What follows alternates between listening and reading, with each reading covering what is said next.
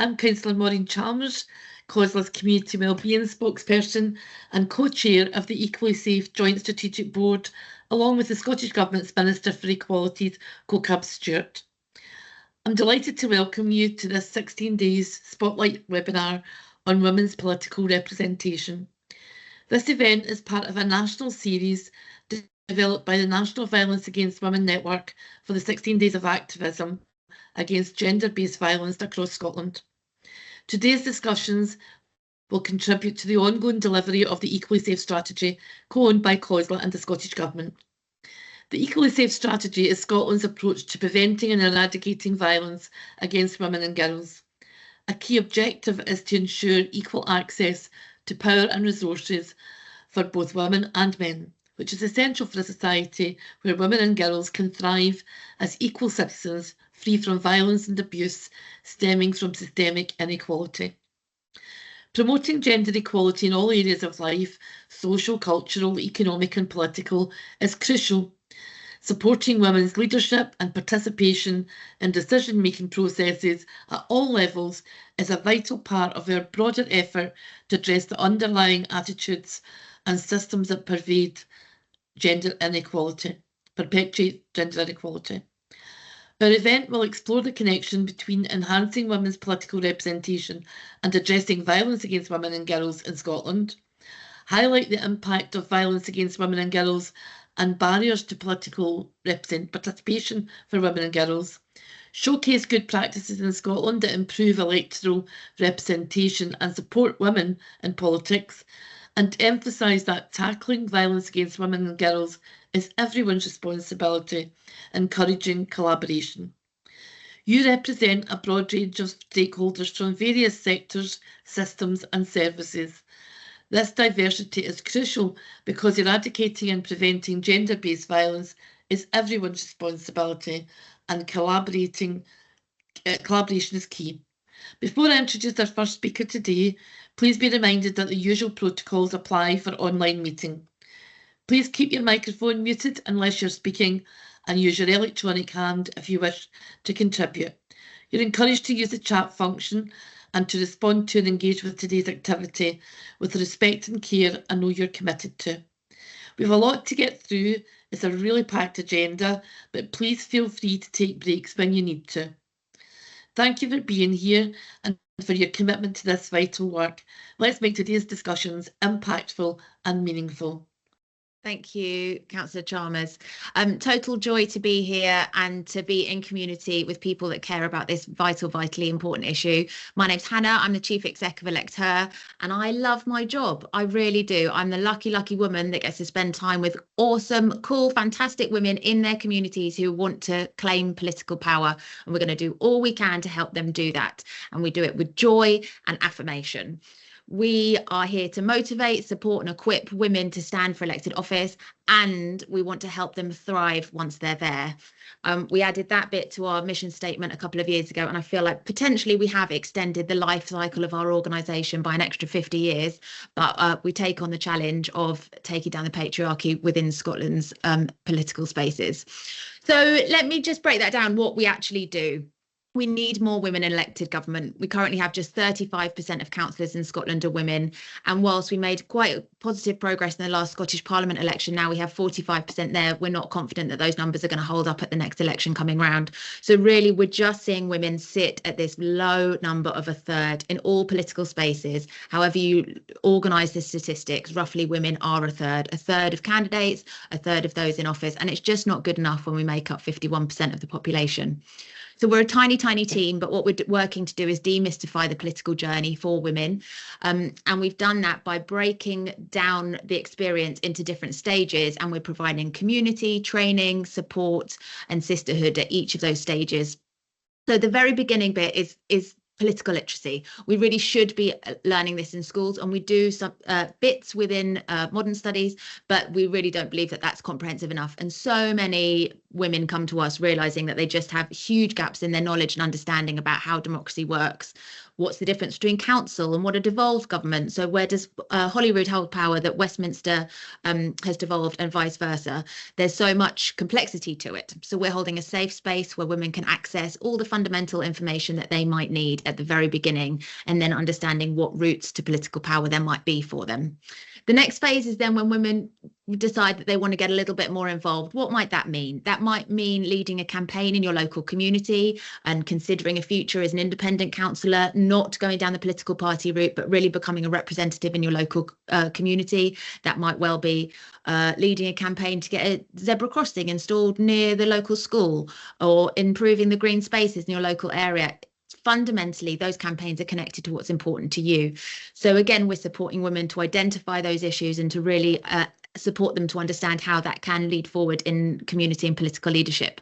So many women don't understand that the things that they're really engaged in are political. So many people, I hear time and time again, oh, I'm not into politics, but I am leading this group in my local community. I'm supporting all of these women through this coming together of community. And actually what we're trying to do is hold conversations to make us realize that every single thing that we engage in is political, and we want to connect women's understanding with that. So at this second stage, maybe you're choosing to be an independent, and we'll support you with routes towards that. But there are we all know the political parties are out there, so then we're supporting women how to engage in the different political parties, how to identify which party you might join, and then how to navigate a route in, because it shouldn't be complicated, but ultimately it's incredibly tricky. People really find it hard to navigate the best way to join in political parties. So we're supporting them with that. Then the next phase is the third stage, which is considering a future in elected office. So we know we've got elections coming up in 26. We've got Holyrood elections coming up in 26, and then we've got local council elections coming up in 2027. So the next year is a really, really fantastic time to be geared up and getting involved. So we're supporting women at this stage and over the next 12 months to be preparing, particularly for the 27 local elections, because right now women are gearing up for to be candidates for the 26 Holyrood elections. So we're supporting women as they work that out and access different resources. Maybe we'll support them with public speaking, or support them with some social media support. Really, we listen to women. All of our work is founded in listening to women and the queries that they have, the questions that they have, and the support that they need, which they're not able to access anywhere else. And we design our programme of support in response to that. We also provide grants to low-income women that are preparing to be candidates, but those grants are not for the costs of running a campaign. They are not for leaflets. They are for food and clothing and petrol and the everyday expenses that we encounter as candidates, the unspoken about costs of being a political candidate. Then the fourth stage of work that we support is women who are in elected office. Historically, we used to say when women got elected, we're like, well done, fantastic, good on you, good luck, bye. And then the more that we stayed engaged with people, we realised that ultimately being in elected office is incredibly hard. And for lots of women, there's a lot of difficulty that comes with that. And we wanted to continue to hold a safe space where women can come together across the parties to talk about and share and offload some of the challenges that they're facing. So we currently provide a coaching programme. We've got 60 councillors from across the UK, that's not just Scotland, but includes Scottish councillors who are on our coaching programme at the moment, receiving one-to-one pro bono coaching support, because we realise that creating these safe spaces where women can talk about their experience is ultimately what we're here to do. I will just screen share one small thing if I can. Let me see if I can make it work, just to demonstrate this. So this is the 4 stages of our work that I've just discussed. The first stage is just getting started, ready to get involved, getting ready to stand, and then in elected office. And so these are all of the different workshops, trainings, and opportunities that women are welcome to sign up to and engage in that we provide at each of those 4 stages.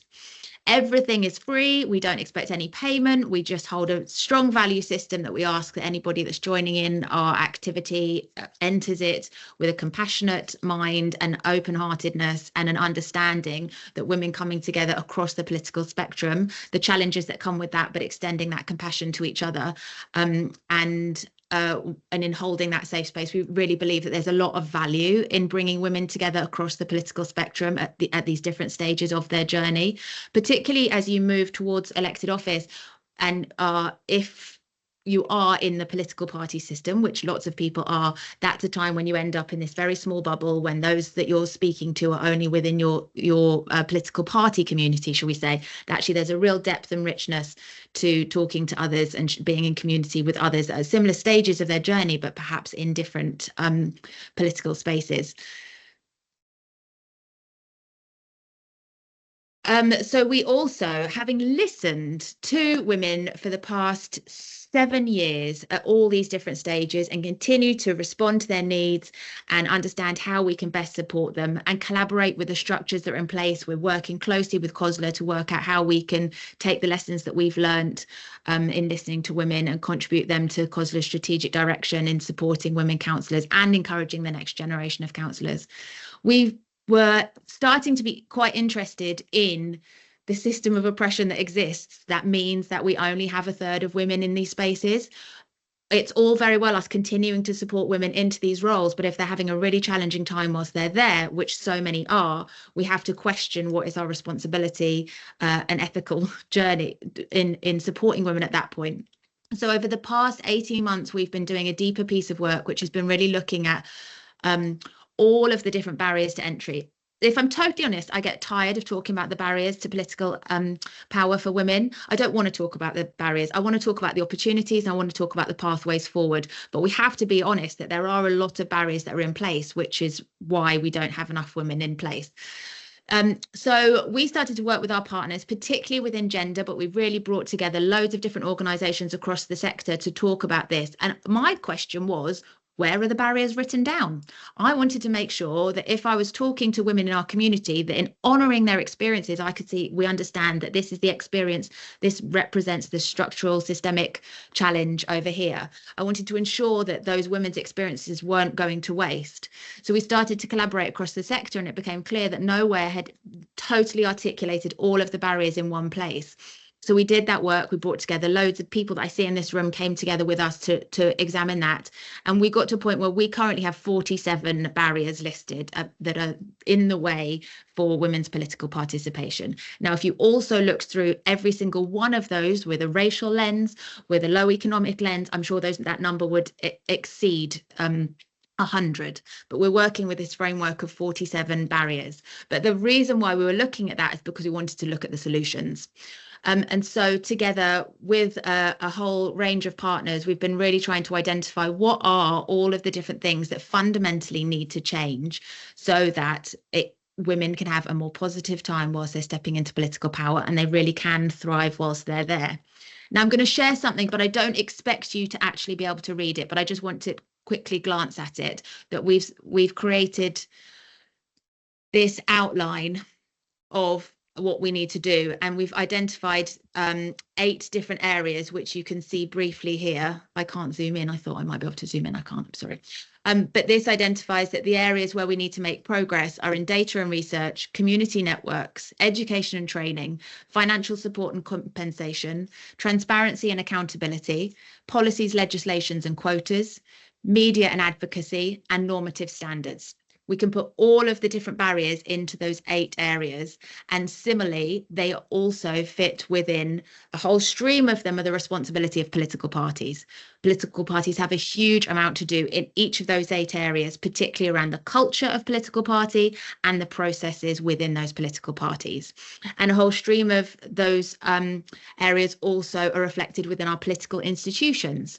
So then we're talking about the improvement to employment rights or access to HR support, perhaps within local councils and within our parliaments. And then the third area is society and culture. I don't accept, but it still is the norm that traditionally leaders are seen as older white men, and traditionally women take a burden of the caring responsibility, and the gender pay gap also has some consequences. These big fundamental challenges that we have in society where we don't live in a gender balanced society are reflected in this work.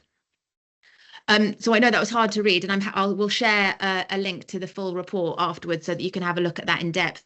And this hasn't been published yet because this is a brand new piece, but the barriers are part of the report, and we'll send a link when I finish talking. I'll pop it into the chat box, then we'll make sure that everybody gets it in the follow-up.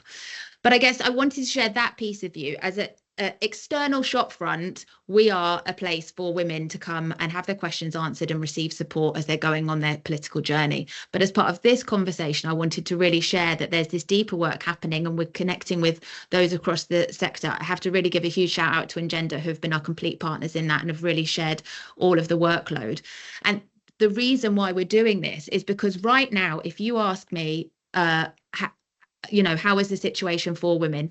The results, let's say in the 2021 Scottish Parliament election, where we went up to 45%, that suggests that things are getting better.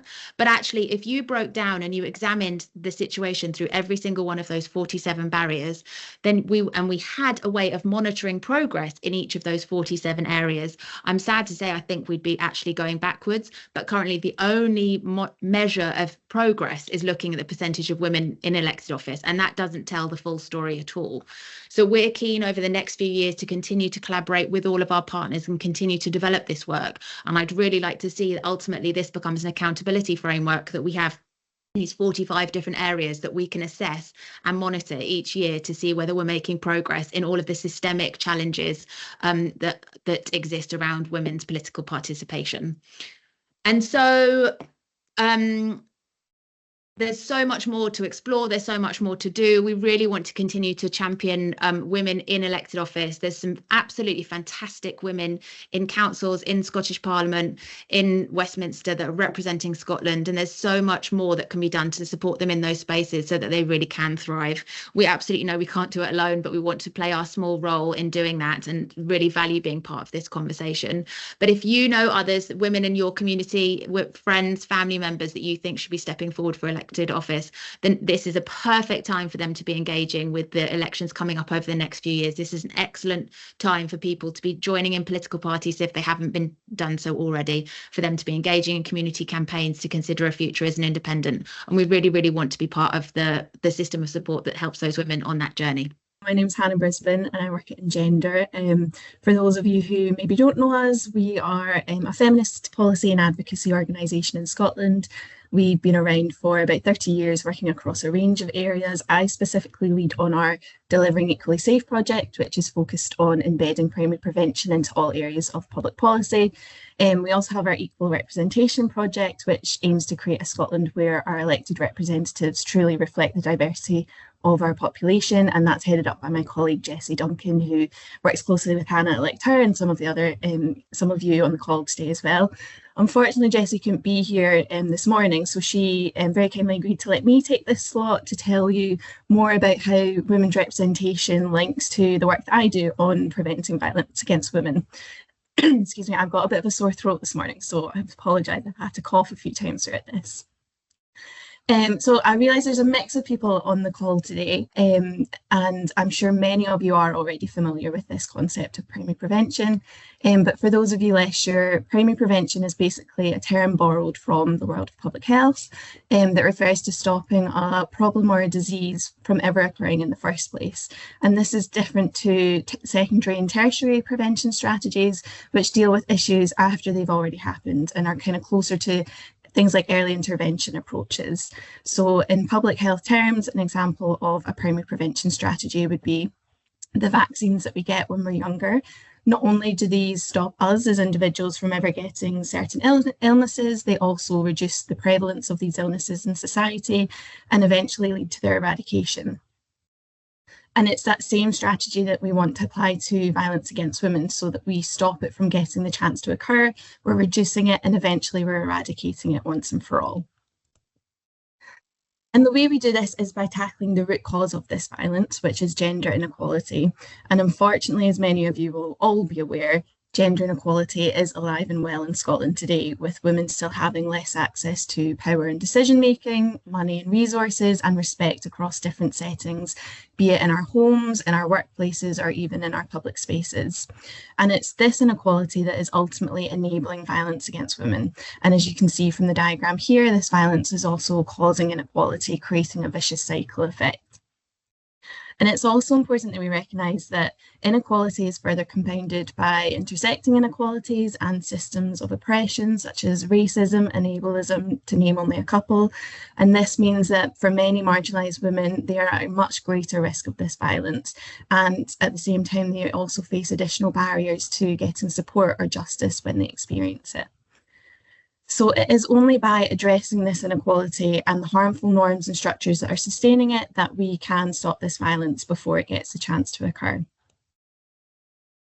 So this concept of primary prevention has been a key objective of the Equally Safe strategy for most of the last decade, and while it has led to some really great and groundbreaking work happening in Scotland, including by some of the other partners we're hearing from today on this call, it's still not being fully achieved when it comes to public policy. And public policy is one of the most important tools that we have for achieving gender equality. Therefore, it is vital that we ensure that all of our policies at both the local and national level, including those just beyond justice, education, equalities, are achieving this primary prevention approach. Because otherwise what we'll continue to see, that we regularly see at the moment, is this kind of undertow occurring where we have these ungendered policies, often inequitable policies and decisions working against the aims of Equally Safe. So the purpose of our Delivering Equally Safe project has been to explore exactly what a primary prevention approach to policy making should look like. And through this work, we've identified 3 essential requirements. Firstly, that women are equally and fairly represented in decision-making and policy-making roles. Number 2, that all policy and decision makers are using intersectional gender analysis to inform their work, no matter what area of policy that they're working on. And finally, that all policy and decision makers consider how their policy domain can promote women's safety, again, no matter what area of policy they're working on. So I don't have time to cover all of these today. So in keeping with today's session, I'm only going to focus on the women's representation theme. However, I do want to emphasise that to be achieving this primary prevention approach, we do need to see all of these essentials in place. So as has been kind of highlighted, despite making up 51% of the population, nowhere in our key political and policy-making bodies in Scotland does women's representation exceed 50%. And unfortunately, there's limited intersectional data available for many of these sources, so it's not possible to break these figures down further to identify the characteristics that these women may have. Nevertheless, research and experience does tell us that it's highly likely that minoritized women are severely underrepresented in these spheres due to the impact of intersecting inequalities and discrimination. In particular, marginalised women are less likely to be promoted to positions of power, they face higher risks of discrimination and harassment in the workplace, and experience additional and multiple barriers to elected office. And looking at these figures, the Scottish Parliament actually can provide one of the most visible examples of marginalised women's exclusion from politics. After all, it was only in 2021, so 22 years after the Scottish Parliament was reconvened, that the first women of colour, CoCab Stewart and Pam Gosal, and the first permanent wheelchair user, Pam Duncan-Glancy, were elected as MSPs. And it took a further 3 years for a woman of colour to be appointed into a ministerial position in the Scottish Government, when CoCab Stewart was made the Minister for Culture before now becoming the Minister for Equalities.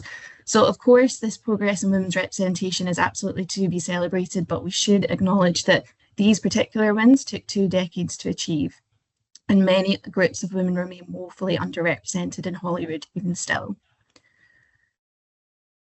But why does women's representation actually matter? Well, beyond being a question of fairness, equal and diverse representation in politics and policy making ultimately benefits everyone.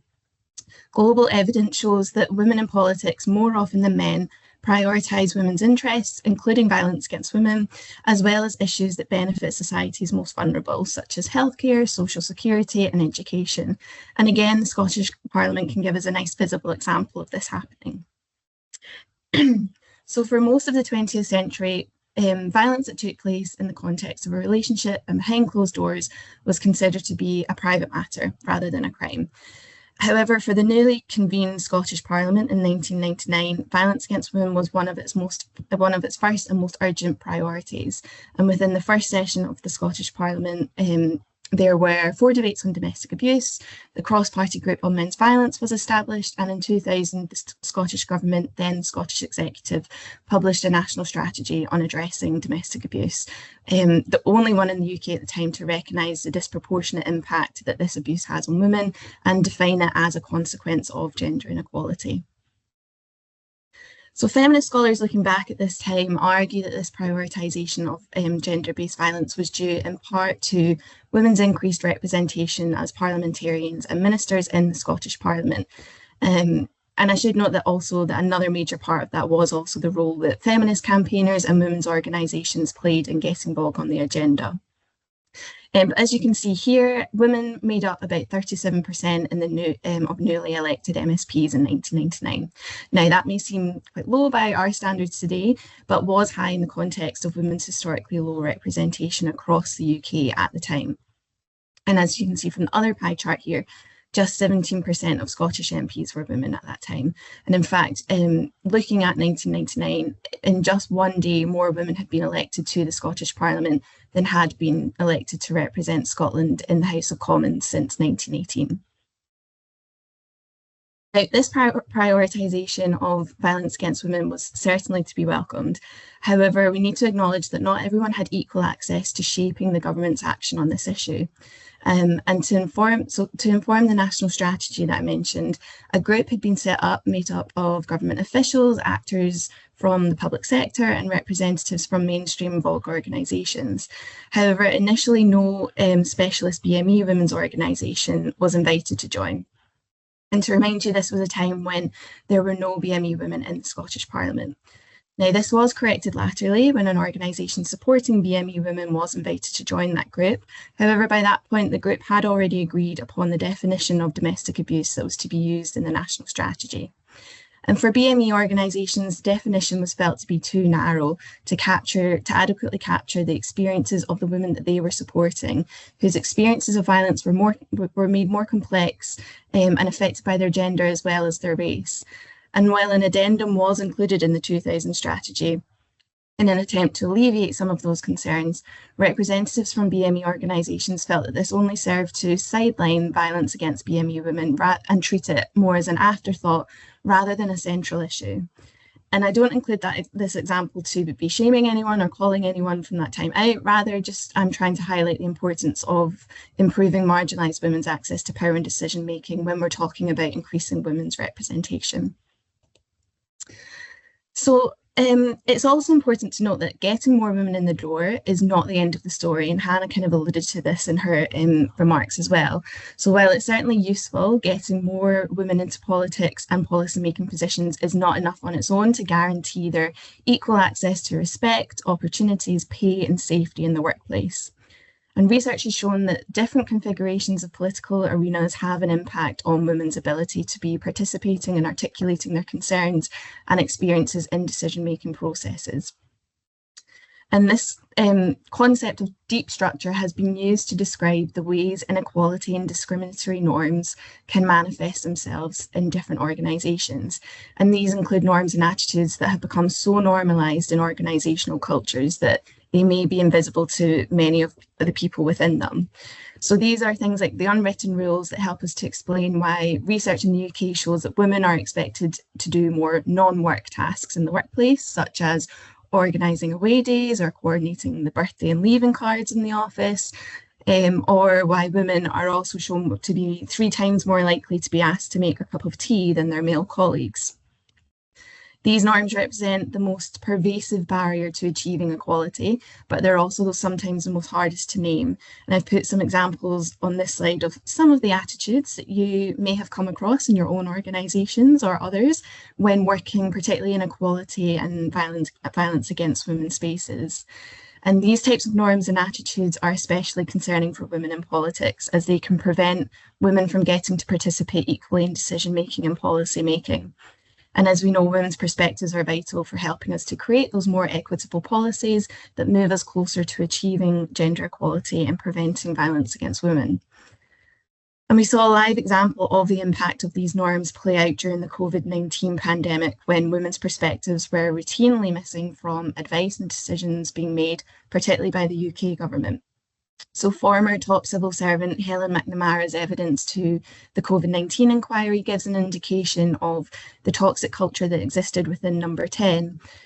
She described numerous examples of women being ignored, excluded, and not listened to or talked over, adding that the dominant culture was macho and heroic, which she says caused debate and discussion to be limited. She said that the exclusion of women's perspectives meant that there was a serious lack of thinking about domestic abuse and the vulnerable. And interestingly, she told the inquiry that she wasn't sure if the culture was always sexist or if it had just become more obvious during the crisis, showing just how insidious some of these norms and attitudes can be when you're in that situation until a crisis occurs. Nevertheless, she wrote that there was clearly a problem with women working at every level being excluded and shut down, even in the areas and operations that they usually led on. And you can see the note that she made in the bottom box here, where she was listing things in an email that she believed that the government had got wrong. And as you can see, she believes that the government failing to consider the impact of lockdown on domestic abuse likely led to preventable deaths among women. So at Engender, we also hear about the impact of this idea of the deep structure and discriminatory norms through our work on equal representation, which, as I mentioned, my colleague Jessie leads on. And through her work, Jessie regularly hears similar stories like these from politicians at both the national and local level, as well as even just regular party members and volunteers. And we're particularly interested in what's happening at the local level, given the low levels of representation that we continue to see there. So next year, we're going to be launching some research into women councillors' experiences of misogyny, everyday sexism and violence in Scottish councils from other councillors. And we're doing this because we want to raise awareness about the prevalence of these incidents. We think it's quite a hidden issue, particularly from the general public. And we also want to really explore the impact that these incidents are having on our local policy and decision making, and evaluate whether women are being blocked from engaging in these processes, which, as we know, could risk policies being produced that are ungendered and inequitable, which in turn can enable violence against women in the wider community. So this research project is at a very, very early stage at the moment. But if you are a women councillor, I'd say keep an eye out for our survey launching in January or February in the new year. We're also hoping to do interviews in the spring. And for everyone else, we're hoping to launch the kind of results from this research in autumn next year with a report and some recommendations aimed specifically at the council level. And hopefully if there's another event like this next year, then we will be able to share the results with you from that piece of work then. But for now, I just wanted to highlight to you all that this project will be happening. So that's an overview of why women's representation is a crucial element for creating policies that promote women's equality and safety in line with a primary prevention approach. And again, before finishing up, I just want to reiterate that women's representation is just one part of that puzzle. Women are not a homogenous group. We don't all think and act the same. We don't have the same life experiences. We sit on different sides of political spectrums. We hold different beliefs about societal issues. So this is why it's also important for all politicians and policymakers to ensure that their work is informed by that intersectional gender analysis and are actively promoting women's safety, regardless of their gender, regardless of the policy area they're working on. All politicians and policymakers need to be doing that. So thank you for listening. And just a note as well that all the references that I included are in the slides, which I believe you'll be getting a copy of if any of these are of interest to you. Morning, thanks so much. It's a real pleasure to be here. It's lovely to hear from so many like-minded women. So I'm from the Young Women's Movement, and we are Scotland's national organisation for young women's leadership and rights. And we are informed, shaped and led by and for young women who want meaningful change in their lives and across society. Next slide, please.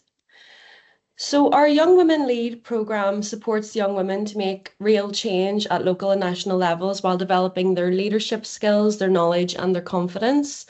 Young Women Lead began in 2017 as a leadership programme for young women aged 16 to 30 years old, and it provides participants with a unique and exciting safe space to share their experiences and work together to create real tangible change.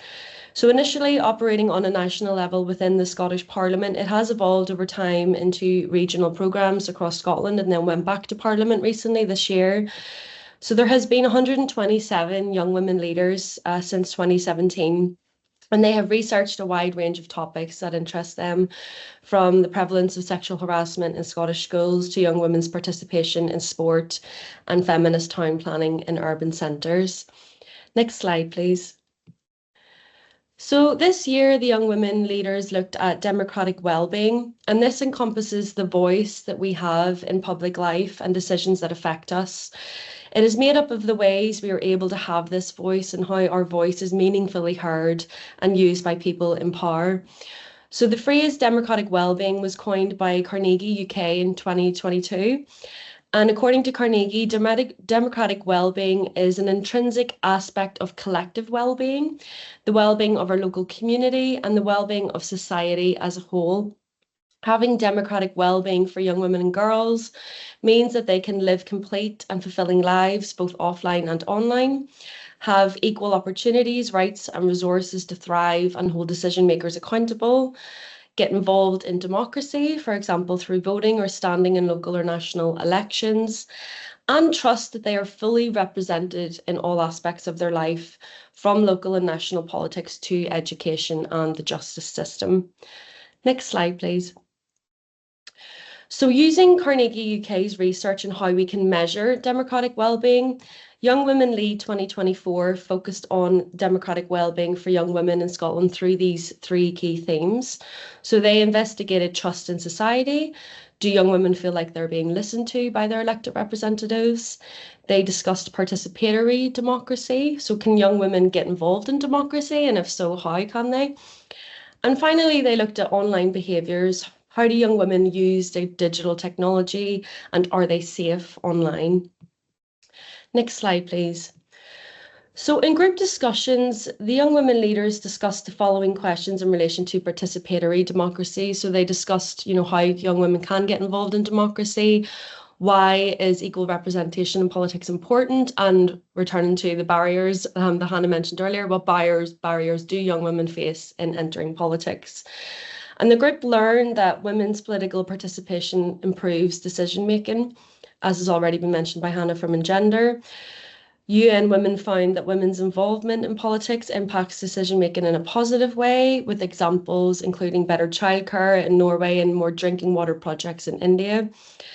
And this has all been linked to higher levels of female representation. Decision-making is better when diverse experiences are represented at the table. And we would also note that diversity doesn't, of course, just stop at gender. Our representatives should reflect our society in all different ways, whether that is based on age, race, religion, disability, or socio-economic position. And the young women leaders also learned that equal representation in politics leads to a consideration of women's priorities. They are put very much firmly on the table. Research shows that an increased presence of women has an impact on moving issues like violence against women and women's health onto the political agenda. And other studies have highlighted positive impacts on issues relating to women's work, finances and equality under the law. And we can of course see this in the Scottish Parliament in recent years with Gillian Mackay's Buffer Zones Bill and Monica Lennon's Access to Period Products Bill. It also puts violence against women and girls on the political agenda, as has been mentioned by Engender, with key policies and legislation introduced in a bid to tackle domestic abuse, particularly, I would say, under Nicola Sturgeon's leadership. And finally, seeing women in positions of leadership leads to increased participation of young women in democratic processes. Increased numbers of women in politics encourages women to contact their elected representatives and participate more as citizens in a democracy. And the young women leaders very much told us that they want to see themselves represented in their elected representatives, and that would also increase their democratic well-being. Next slide, please. So at the moment, politics does not feel accessible to many young women. They told us that they feel as if politicians do not communicate directly with them about the issues that matter to them and impact them in accessible and engaging ways. Political engagement with young people can often appear tokenistic and extractive. Young people want politicians to meaningfully engage with them and listen to them when they speak about issues that affect their lives, and also a feedback loop, that it's not just like a one-off session to kind of continue involvement. And the young women leaders felt that participation mechanisms currently lack intersectional considerations and reasonable adjustments for young women from marginalised communities, and particularly disabled women, racialised women and asylum seekers and refugees. And politicians and decision makers could attempt to understand which groups are not currently being consulted, reached and or represented in their policies and in legislation. Next slide, please.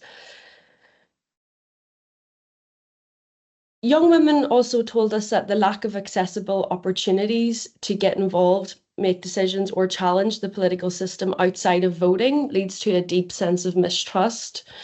They cited a lack of political involvement in community spaces, a lack of opportunities for meaningful engagement with politicians, and a perceived lack of accountability for those in power.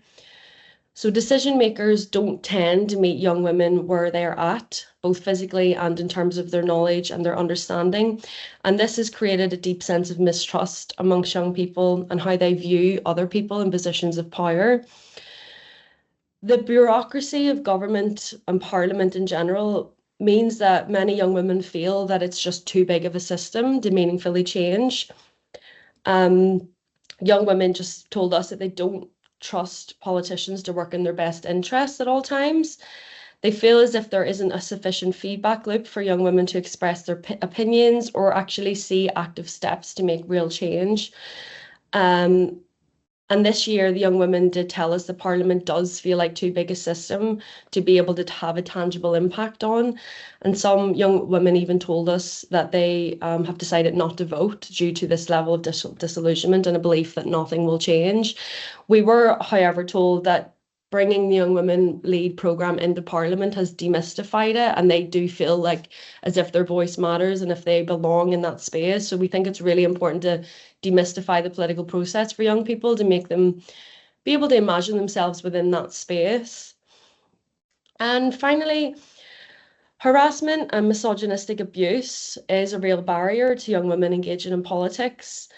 The young women leaders discussed the need to introduce improvements to safeguarding to protect young women from hate speech and harassment, particularly in online spaces.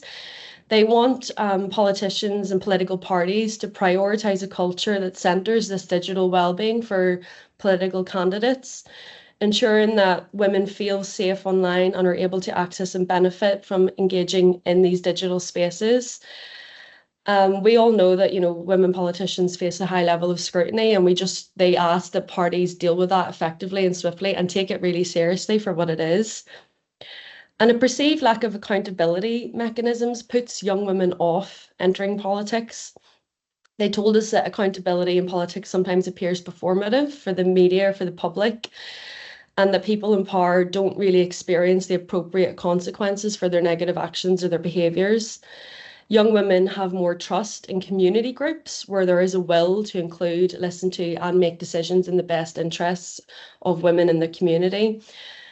And young women noted that there are few of these spaces in Scotland at the moment for young women specifically, as community groups tend to focus on children or older people. Next slide, please. So one of our young women leaders, Natalia, she said a lovely quote in one of the meetings: when we create a space for young women from all backgrounds to share, we gain deeper insights into solutions that benefit the wider community. As women, we care for our communities, not just ourselves. So also alluding to this kind of change in culture that is needed in order to bring women into political spaces. Next slide, please. So what do young women want? What did they ask for at the end of this programme? They asked for more education on what democracy is and how to do it practically. For example, how to actually speak to your MSP, how to set up or sign a petition, how to stand for election in the Scottish Youth Parliament, or how to start a campaign on issues that matter to them. Education could happen through video content from elected representatives explaining the process of policy making and legislation. So they were really keen to hear about the differences between a private member's bill and a government bill. What do cross-party groups in the Scottish Parliament do? What's the difference between Parliament and government? This isn't often clear. So this kind of education would demystify politics and encourage young women who lack confidence to actually seek election in the first place. They also asked politicians to stop politicising inclusion and champion and promote different styles of leadership, and that's really important. Not all successful political leaders are extroverted, ruthless, and nor should they like have to base their personalities or their policies on this kind of male archetype that we've seen in recent years. They want safe and brave spaces for open discussion and learning, understanding that certain groups might struggle to provide critical feedback due to precarious living situations. So really opening up this parliamentary space to young women really demystified the process of politics. And the young women told us that by the end of the programme, they really felt like they belonged in that space and that their voice was being listened to. Also enhancing methods of engagement and experimenting with different types of format for reporting that considers various audiences to build this level of trust in politics. So visuals are really helpful for young people to understand, processes in the Parliament, including word maps, graphs, colours, multimedia. They asked for easy read versions of parliamentary reports to help them understand and minimise jargon, or even like providing a glossary to provide clear definitions. Politicians could also utilise storytelling in their work. Young women really value seeing people who work in politics talking about their own career journeys into politics, and they appreciated hearing from politicians who have worked outside of the Parliament in some capacity. There was this idea that to become a politician, that was your career from the get-go, but actually politicians sometimes have really diverse careers and histories, and it was really interesting for them to hear about that. Next slide, please. And as well as advocating for a cultural shift and introducing incentives to participate, young women ask for mentorship opportunities to support them with the knowledge on how to enter politics and how to feel safe when entering political spaces and other positions of power. They valued community outreach and engagement, with politicians meeting them where they are at and meaningfully listening to their experiences and their concerns. Alumni from the programme, we recently did an evaluation of it. They told us that the connections that women make with each other are really important in fostering leadership opportunities. And participants emphasised that giving young women this space to get to know each other and discuss things that are important to them safely and sensitively is really important in fostering leadership opportunities in politics. We also think there needs to be an improvement of safeguarding mechanisms for young women on public platforms from hate speech, misogynistic harassment, and improve accountability mechanisms when reporting a complaint within a party system. Unfortunately, the spread of misogyny online and the normalisation of violence against women and girls in everyday life does mean that young women are just terrified sometimes of getting involved in politics in the first place. Young women in school told us that they often feel like as if they can't get involved, they ask fewer questions and they're prevented from forming and verbalising their own opinions and are often shut down by boys and young men in their class. Debate can be contentious for young women in particular, with members of this group noting that young women have been told to keep quiet and to keep their opinions to themselves. So this kind of behaviour, this gendered behaviour, leads to an overall lack of confidence in speaking out and a lack of trust in political spaces. So it's something that we would say needs a lot of work. So this has been a kind of bit of a snapshot overview of the programme, and I realise I've talked for long enough. So the next slide, you can download a copy of the report if you're keen to read more, and please do reach out if you have any questions about it. Thanks so much. Hiya, thank you for welcoming us. My name's Philippa. So Alana unfortunately had to step out very last minute this morning. So I will be stepping in for her. Philippa. Thank you. I'm the Policy and Public Affairs Manager at Scottish Youth Parliament, and as of last year, I still technically counted as a young person, so this isn't too far off the bat. So I will go first, and then Shona will be stepping in to talk about her experiences as well. So I appreciate your time. So as I said, my name's Philippa, and for those of you who aren't familiar, the Scottish Youth Parliament is the democratically elected voice of Scotland's young people, with members aged 14 to 25 from all across Scotland. We work with all 32 local authorities, and our 160 members represent each of Scotland's parliamentary constituencies and a variety of different national voluntary organisations, such as Girl Guiding Scotland, LGBT Youth Scotland, and Who Cares Scotland. Inclusion and diversity is one of Scottish Youth Parliament's 4 key values, and we are committed to being truly inclusive and working tirelessly to ensure policymakers and politicians hear the voices of young people from every community and background in Scotland. In our current membership, 23 to 25, more than half of our MSYPs identify as a girl or a woman, and this has been a fairly consistent trend across the last few years, with exactly half of the membership in 2021 identifying as a girl or a woman. As a result of SYP's work to better empower its members who identify as women and to create safe spaces where they can grow in confidence and engage on the issues they care most about, we established something called the Scottish Youth Parliament's Women Empowerment Group, which is made up of 10 MSYPs who identify as women. This group was asked by SYP's board to carry out research to find out about the experiences of MSYPs who identify as women and to make recommendations for changes. We did this by surveying all MSYPs and carrying out 4 focus groups with board members and conveners. Our research took place in January and February last year, 2023. Through our research, we identified a number of themes relating to young women's experiences of SYP. Some of those experiences which are consistent with young women's experiences outside of the organisation include SYP genuinely feeling like a safe and supportive environment, which is fantastic, being supported by other women MSYPs and staff, and particularly the importance of women managers in helping them feel more confident and supported, men dominating discussions, talking down to women MSYPs and not making space for others to participate, leading to women feeling less confident and experiencing imposter syndrome. Worrying about coming across as rude or aggressive, so overcompensate and sometimes instead come across as overly friendly in emails. And I know that's a theme we've already reflected on from Hannah and Rebecca, and feeling anxious about using social media because of the pressures to look and act in a certain way. We also found out, which albeit concerning isn't that shocking, is that many of women MSYPs who took part in focus groups shared examples of microaggressions or negative experiences that they have had with decision makers and other adults.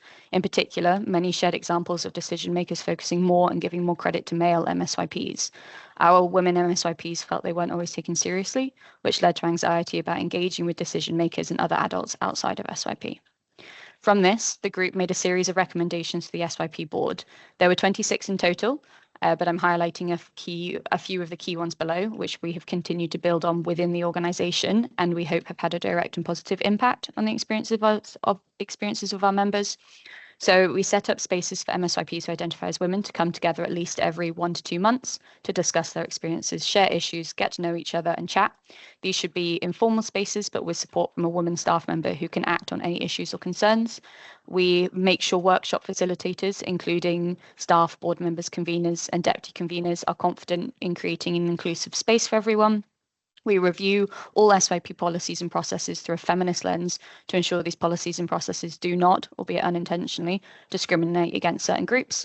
And the other recommendation was to review the board and convener candidate information before our AGM to ensure the role, responsibilities and expectations are clear. This last recommendation on reviewing candidate information has had a direct effect on SYP, as this year we welcomed in our first ever all-women trustee board. By reviewing the role structures, how we advertise the role and the support and training that we offer those in the roles, we are making progress in removing the barriers that may otherwise prevent groups of MSYPs from applying to leadership roles. We're working to improve how we support girls and women's motivation to apply and how we address the imposter syndrome that so often dissuades them from believing that they can achieve what they want. We still have a lot of work to do, but I'm really pleased with how SYP are progressing. And I know that Alana, who is one of our board members, is very, very proud to work with the incredible women to set the direction of SYP. The crucial thing to remember throughout all of this is that it is entirely youth-led, from our board being all members of SYP, so under the age of 25, to the Women's Empowerment Programme, and as you'll hear from Shona next, the campaigning work and advocacy that we externally do. That is what makes us so unique. Our democratic mandate set by young people, where they'll tell us what changes they want to see in the world, and we support them to deliver on that. We're constantly seeking to ensure young people's voices are at the heart of all decision-making processes and that impact them in their futures. And I am really pleased to have Shona coming up now to represent some of those voices in this webinar. So thank you very much, and I will pass over to Shona. Thank you. Hello, Shona. Hi, my name's Shona. I'm an MSYP for Edinburgh Southern constituency. The Scottish Youth Parliament has worked tirelessly since its creation in 1999 for the protection of marginalised groups. This is central to its formation as we specifically look at young people's issues, which often go unheard.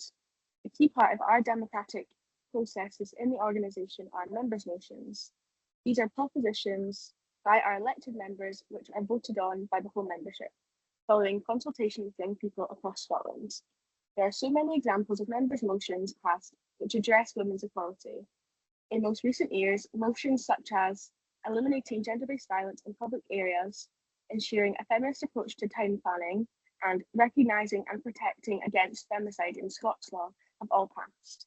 An impactful example of SYP policy which promotes gender equality is the United Nations Convention on the Rights of the Child. This was incorporated into Scots law in 2024 after years of campaigning from the Scottish Youth Parliament and many other partner organisations. Article 2 ensures that no child will face discrimination based on sex and other characteristics. Outside of our members' motions, MSYPs do key work in the consultation of young people. For example, in 2017, SYP was a key agency used to consult young people about the Scottish Government's Equally Safe strategy. The organisation and its members surveyed young people nationwide to gather their views on this policy. We have continued to engage with decision makers about Equally Safe, tying it into our executive and cabinet takeover calls on action to improve young people's participation in the approach to eradicate gender-based violence.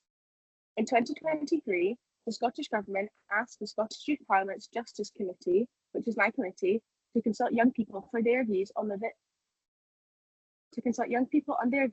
of the Victims, Witness and Justice Reform Bill.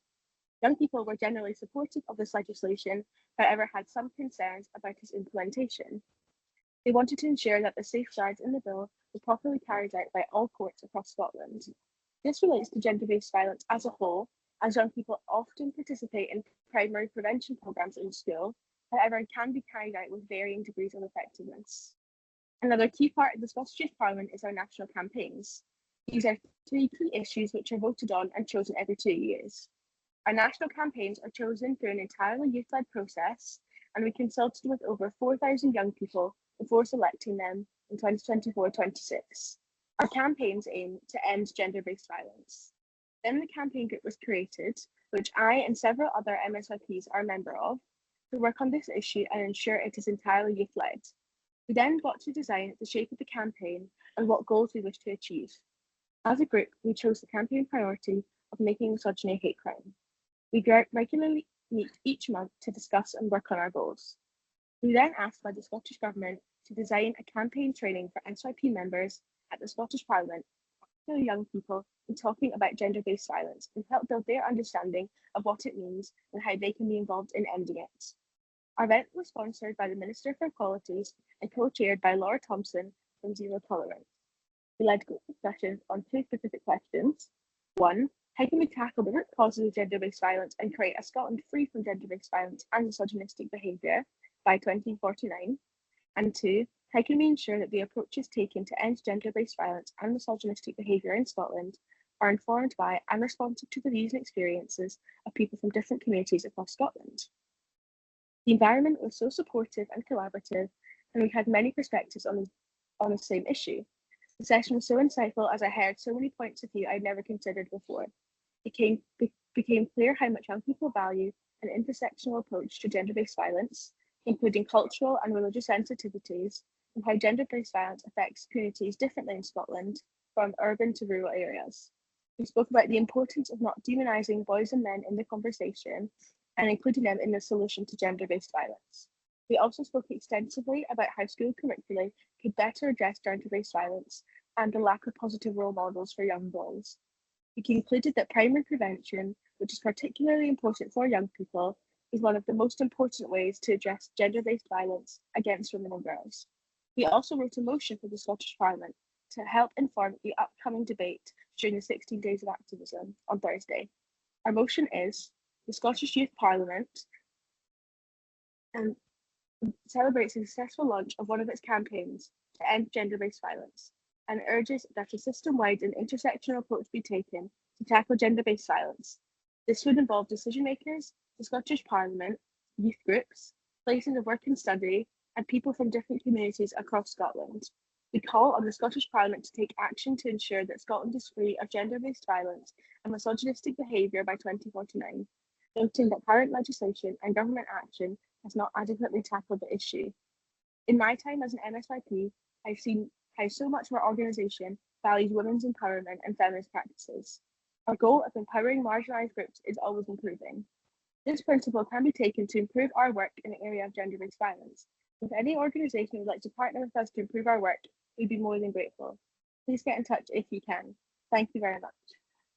Thank you for the invitation, Maureen. The Scottish Women's Convention is more like an advocacy organisation, and we consult with women across Scotland. We've been around for over 20 years now, and we were set up by the then Labour executive and subsequently funded by the SNP government. But like a lot of other organisations, we're in a hiatus just now, waiting for the budget. I think it's Thursday. But anyway, to see where our funding situation is.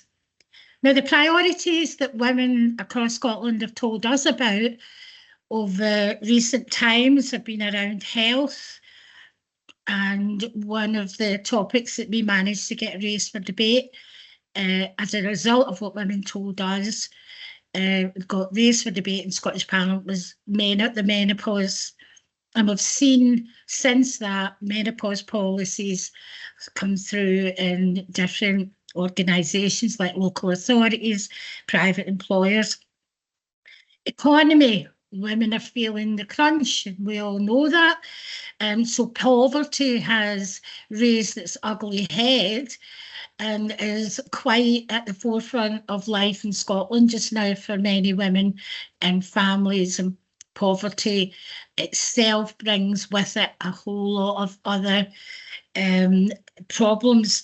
In the justice, we've been involved in women's experiences with the justice system and the Law Society, where we've been involved in debates about how to change the system and giving evidence, how to protect women and encourage women to come forward when they've experienced sexual violence and rape, and how do we protect women and make sure that they can give their evidence without all the stuff that goes in, actually to try and increase the number of convictions. In education, we've been involved in, we're hosting a conference in February on that, and we've got a young speaker, and she's going to be talking about misogyny in schools. And some of the stuff that we're hearing from young women in schools is seriously alarming. A real sexually explicit assaults on them and terrible, terrible language being used. So that's something we're looking at. Another area where we've been working with women a lot, and we held a conference not that long ago, is in housing. The state of the housing situation for women and families across Scotland has reached, I think, based on the evidence that we've seen and others have reported, has reached an all-time low. It is outrageous that we don't have enough houses for our people. Transport's another one that we've been working on, about the assaults and the attacks on women in transport, or even the availability of transport and the cost of transport for women to get from point A to point B. And male violence against women and girls, many of the organisations represented here today have spent a lot of time trying to get behind what this is about and why the rise and so on. So we've built networks over the years, including from the BAME community, disabled, young women, and so on, because it's important to us that we reflect the wider voice. The word intersectionality is used. That would describe the type of work that we do and the range of the women that we come into our events and talk to us. I want to spend a bit of time this morning talking about the culture norms. And one of the things that struck me when I was a younger woman at work is how we were treated differently as men and women.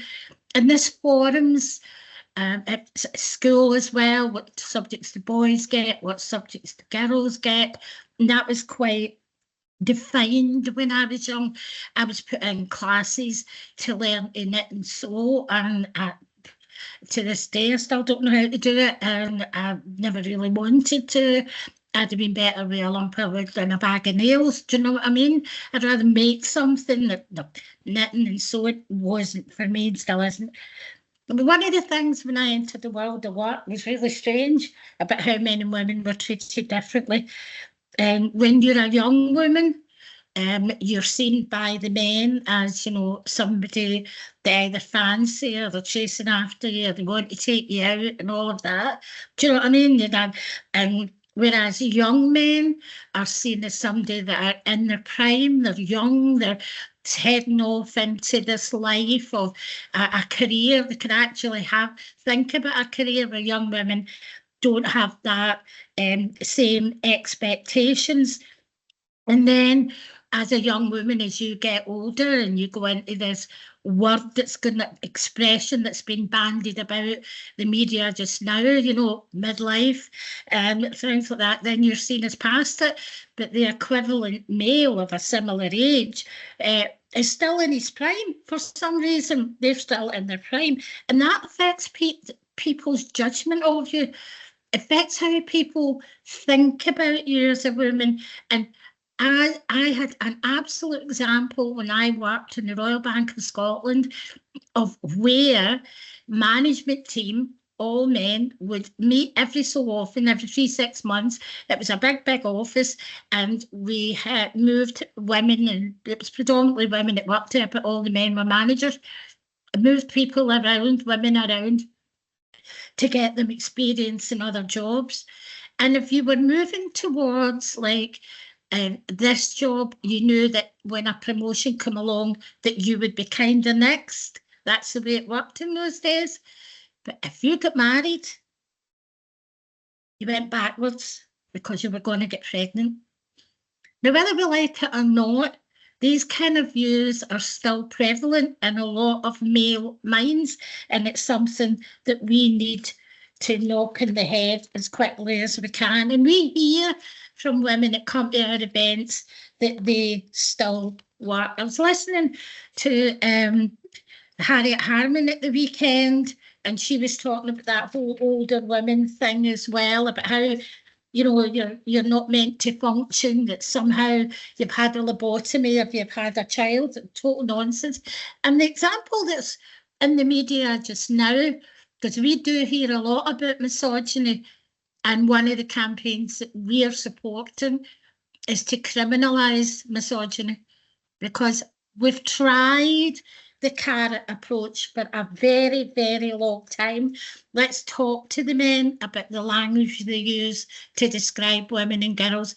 Let's educate the men about the language and the behaviours against women and girls. Let's do all that. Let's sit them down, pat them in the head and say, don't do that again. I think the time now, the carrot's had its day, and I think it's time to bring out the big stick and actually have the legislation to enforce that.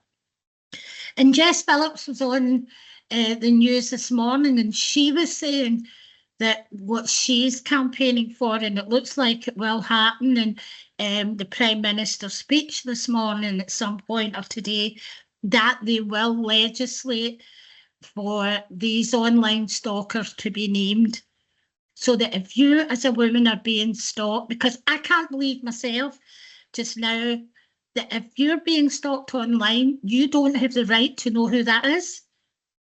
So legislation will change that. It will shock quite a few people when they find out who it is. But the big one about Greg Wallace just now, whether he has or has not been guilty, it's just another example of where a male leading figure, a male personality, you could call him having one of them, but one of these men who the employer protected the brand of the organisation, put the brand of the organisation before the way women were treated and felt on these programmes. And it's happened time and time again, and something really that has to be done about that. Going back to earlier when we were talking about women, one of the things that we found when we were talking with women about going into politics and all that is, and the first speaker raised that, was about the education, and it's about how we get women to have the confidence. Now, for me, I was a member of a trade union. The trade union education is excellent. Not everything's right with trade unions, but you do get good education. You get public speaking education. You can get confidence building and so on. And they're also a good ally if you decide to run for political office. The political parties themselves have education. They have education systems that can help young women and older women who want to go into politics, and how the systems work, what they mean. And I think that's something that we really need to get out into the wider community of what all the different political issues are. And then education is seriously important. But one of the hazards or the problems for women going into politics, it's okay having education. And an African woman once said that education is the bridge out of poverty.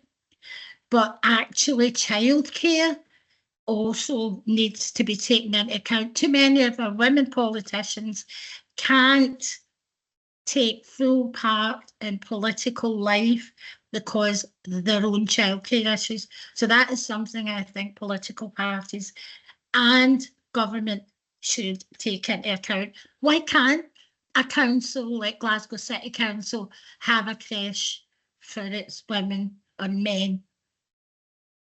Do you know what I mean? Why is that so impossible? When we fought and campaigned for a Scottish Parliament, it was meant to have a creche. So things like that need to be looked at again. So these are the challenges that we need to look at and finding solutions. But one of the things that matters to me a lot is when I heard the young women's movement, when I was watching her speaking, I noticed she had a notice board behind her, and it said on it, "It's never too late," or "Who cares?" Well, we do care. We do care that we need more women political representatives. We do, because it's been proved in Scotland, at least, that when you have more women's voices in that chamber that makes decisions, you get better decisions, you get collaboration, you get coalitions and cooperation.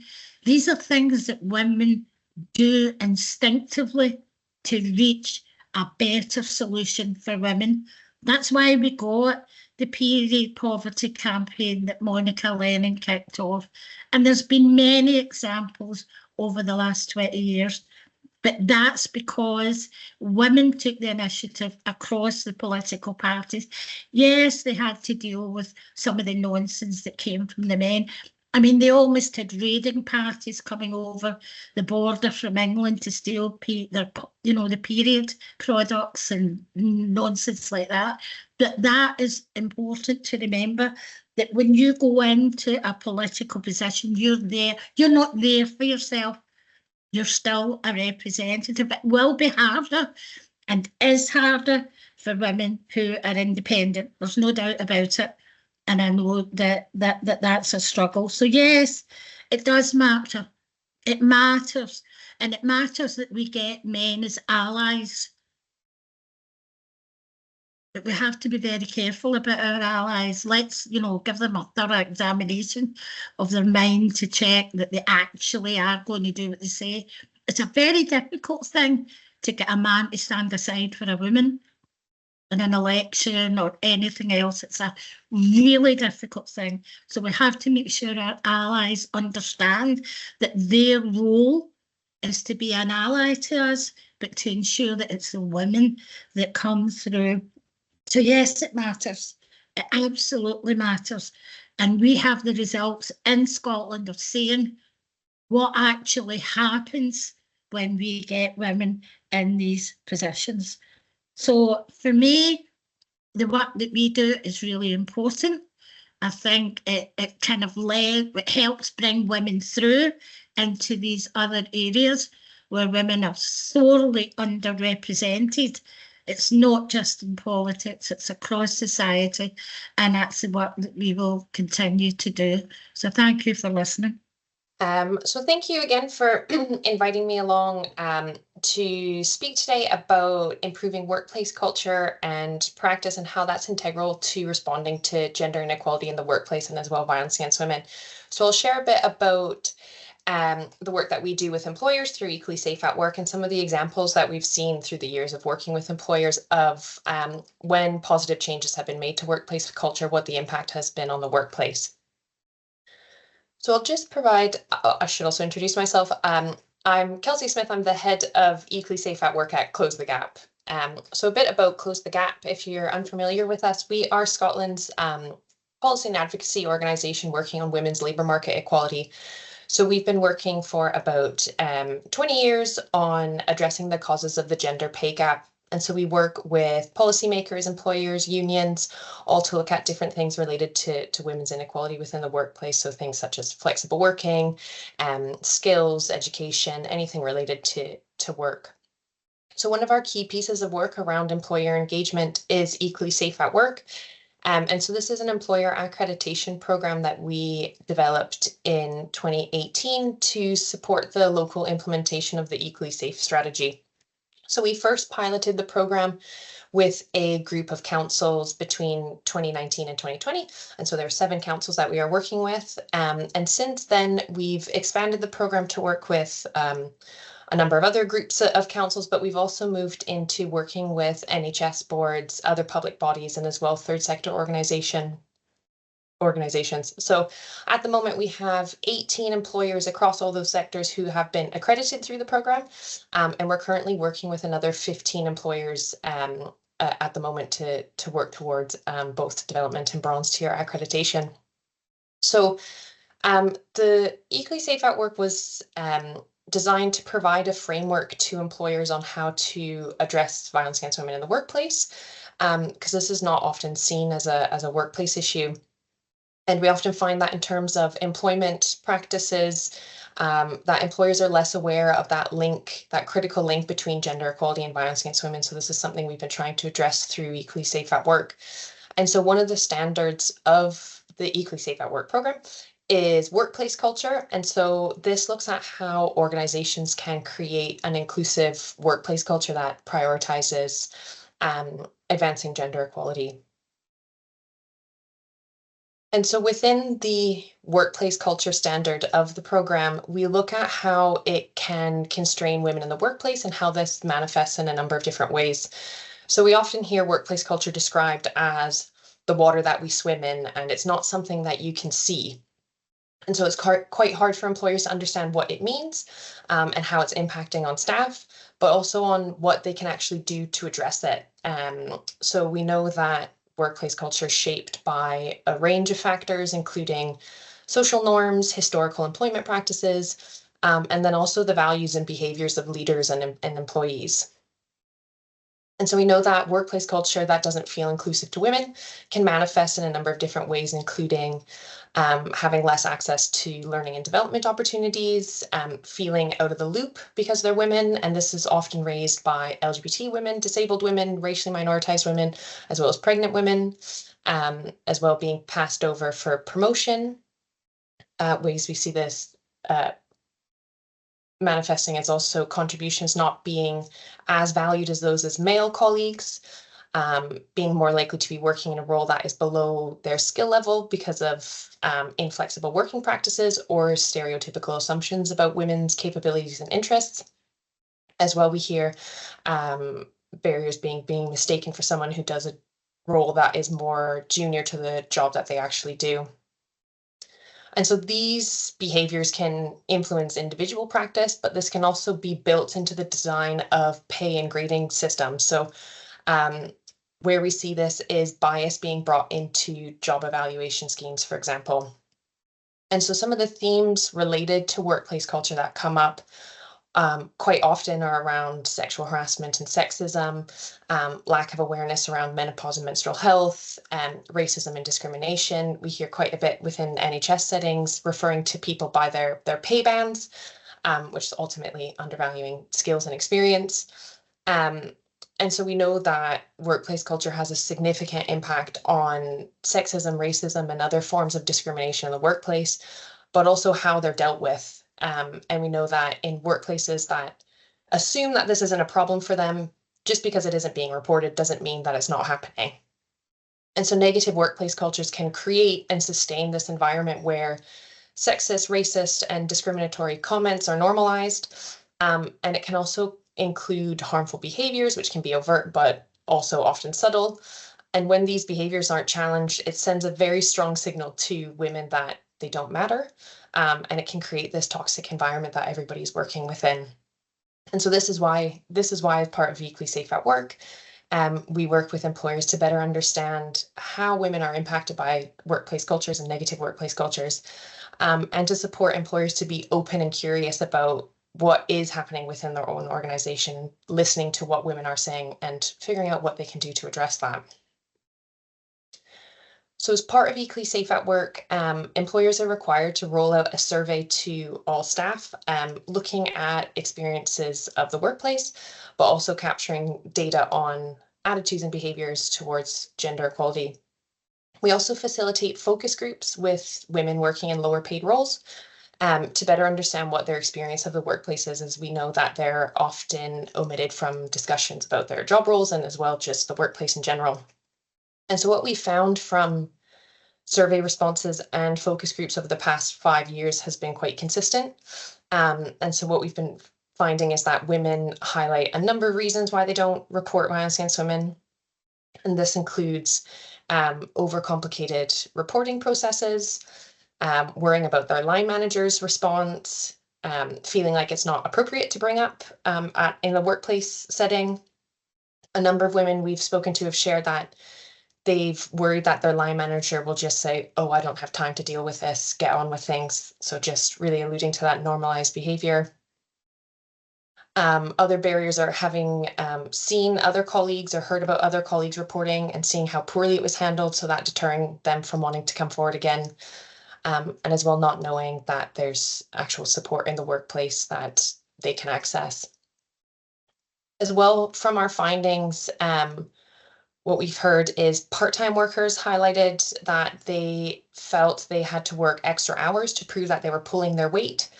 They shared that they felt other colleagues thought they weren't as serious about their roles or that they weren't contributing as much to the organization.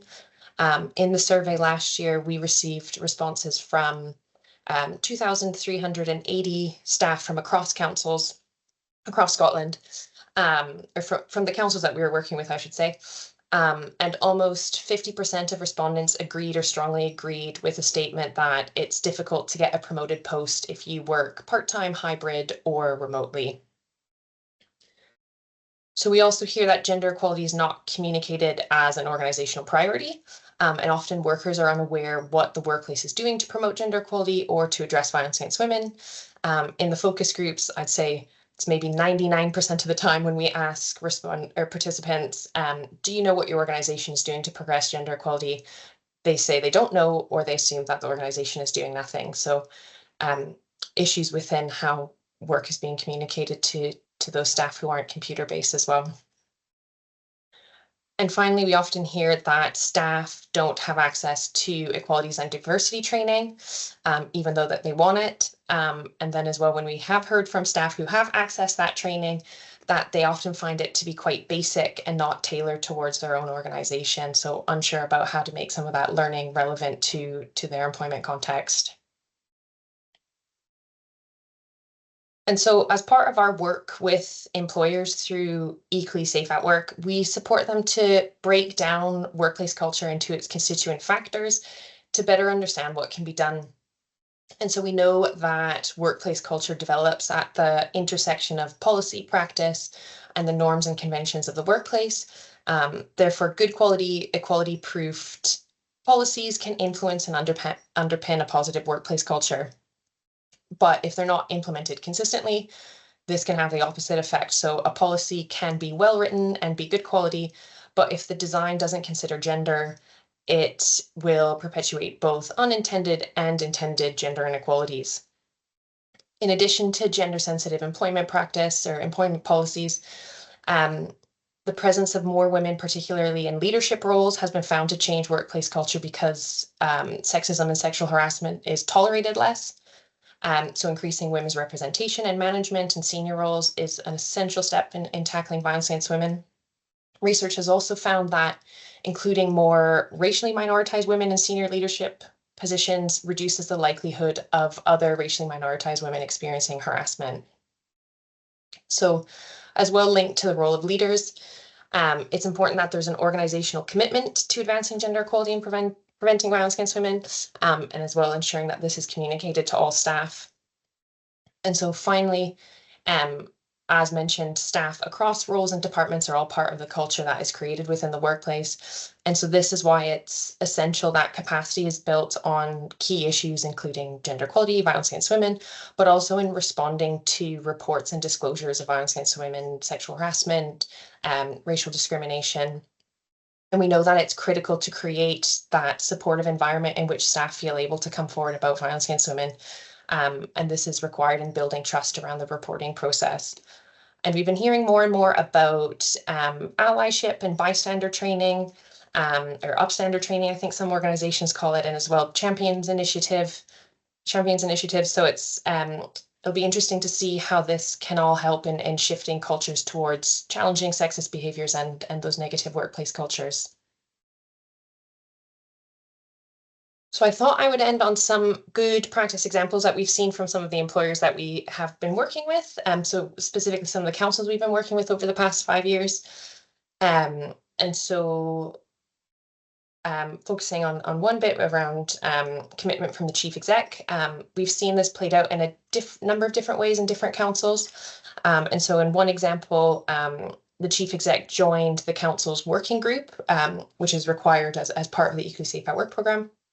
But this meant that action was driven forward much more quickly. Time and resource were allocated to do the work and do the work well. And we also found that with that buy-in from the chief exec, that there were more innovative solutions and approaches for addressing challenges that they came up against. As well, in one case, the chief exec became quite involved in the rollout of a sexual harassment policy, or the organization sexual harassment policy. And so they'd sent out statements to all the staff about the introduction of the new policy, and also encouraged anyone to get in touch with them directly if they wanted to speak about the policy or make any reports. And they actually found that a number of staff came to their office, this was before COVID, to speak to them more about sexual harassment and the things that they were worried about within the workplace. So really highlighting the importance of commitment. Another area I wanted to focus on was examples of the critical role that elected members have played in changing policies and practices. So in one council, the elected members were instrumental in introducing special leave for victim survivors of domestic abuse. In another council we were working with, we saw elected members pushing for a standalone, and they were successful in getting a standalone sexual harassment policy when the council had already decided that they weren't going to do this. So I think these examples really echo the importance of having more diverse groups represented in these roles, and understanding the importance of driving these issues forward at that strategic level. So addressing microcultures in teams, while I've focused a bit on leaders and senior leaders, I think it's also important to highlight the important role that line managers play in driving workplace culture forward, or positive workplace culture forward. In one example, we heard a line manager working in a depot and was managing a male-dominated team, did capacity building with his staff about appropriate behaviors in the workplace and appropriate conduct in the workplace, and linked to their sexual harassment policy. And this capacity building session came about because the line manager had noticed that there was pornographic material in the change rooms. So he had obviously outlined to staff that this wasn't appropriate for the workplace, but also thought it required further sort of building understanding about why you shouldn't be doing this in the workplace and how it relates to the policies within the workplace. And so just a final one is on consultation with staff. So as we always say within the work that we do with employers, is that you won't know what's going on in your organization unless you speak to staff to better understand what the issues are. So we're hearing more and more about meaningful examples of consultation with staff, so speaking with different staff networks, about key issues, speaking with union reps, also reviewing current staff surveys to see if the questions being asked are still capturing the right data. Do things need to be amended? Can you do shorter pulse surveys? Is that going to elicit more responses? But as well, working with external organizations to address different barriers within data collection. And so we know that improving workplace culture requires a number of different actions. But I think I just also want to reiterate that it requires organizations to be open to understanding what the issues are that they might not be aware of. And so too often we see organizations becoming a bit defensive about changing workplace practice or worrying that it might reflect on them badly. So therefore, we know that a key element to creating this change within workplace is having that willingness to really have that change and look internally in what's happening. So I will just pause there and I'll stop sharing my screen.